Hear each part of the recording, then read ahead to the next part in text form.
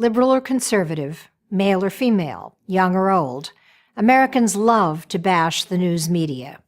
Once among the nation's most trusted institutions, the news media have fallen from grace. According to Gallup, even as recently as 2000, a majority of Americans trusted the press. By 2015, it had fallen to 40%, and lower than that, 36% among those 18 to 49. It's hard to see how this decline will be reversed.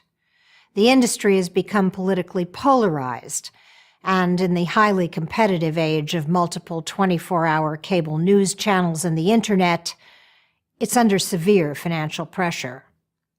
And this compounds an even deeper problem: failing journalistic standards.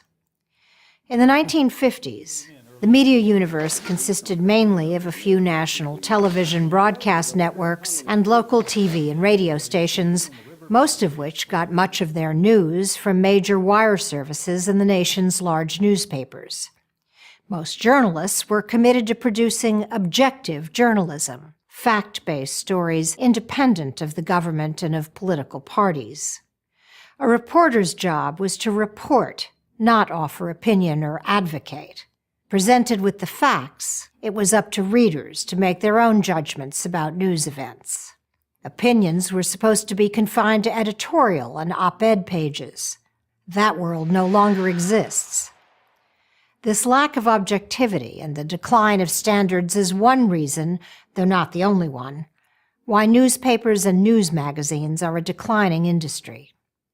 According to Pew Research, print revenue from newspaper sales has declined from $47 billion in 2006 to $16 billion in 2014. Digital sales haven't come close to making up the difference. Most papers have been forced to cut operating expenses, slash staff, and close bureaus, overseas in particular. Ironically, there are more stories than ever to cover, and fewer staff than ever to cover them. This lack of information from professional journalists has been filled by a new source: social media and the blogosphere. When the Iraq War, which I covered for the New York Times, began in 2003, there were roughly 100,000 bloggers. Only a few years later, there were an estimated 27 million. The Internet as a news source has obvious pluses and minuses. On the plus side is that information is spread widely and instantly. The minuses have to do with the fact that the quality of reporting varies dramatically.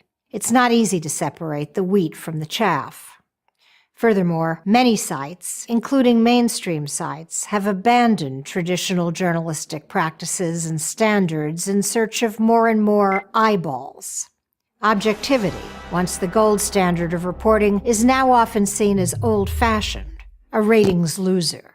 When success is measured mainly in terms of clicks, the outrageous beats the sober just about every time. Inserting opinion, even in the middle of a news story, is a way in which journalists can distinguish themselves. And in mainstream media outlets, those opinions overwhelmingly tend to be liberal. This might not be so bad if journalists acknowledged their bias, but they almost never do. Yet the bias is obvious.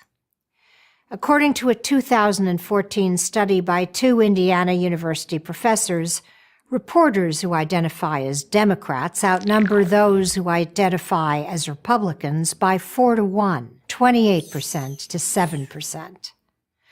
The remaining 65% call themselves independent, but based on my long experience as a reporter, this is a fiction.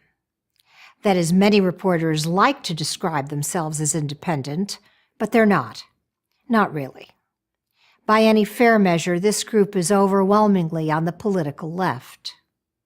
The obvious liberal bias has only served to push conservative readers to those sources that cater to conservative themes, further polarizing the media landscape. And unable to attract conservatives, the mainstream media have chosen to double down on views and themes that appeal to their liberal constituency. To give just one example, when Fox News broke a story in January 2016 about the discovery of top-secret intelligence on the private email server that Hillary Clinton used while Secretary of State, classified information which she had denied ever having sent or received. The New York Times buried this news story deep inside the paper. A decline in reporting standards, a decline in revenue, an increase in bias have made many wary of the people who provide them with their news. A certain amount of skepticism is a healthy thing, but a thriving democracy depends on a dynamic and free press. As much as people may like to bash the media, most people would far prefer to trust it. I'm Judith Miller, contributing editor of City Journal for Prager University. To subscribe to our YouTube channel, click here.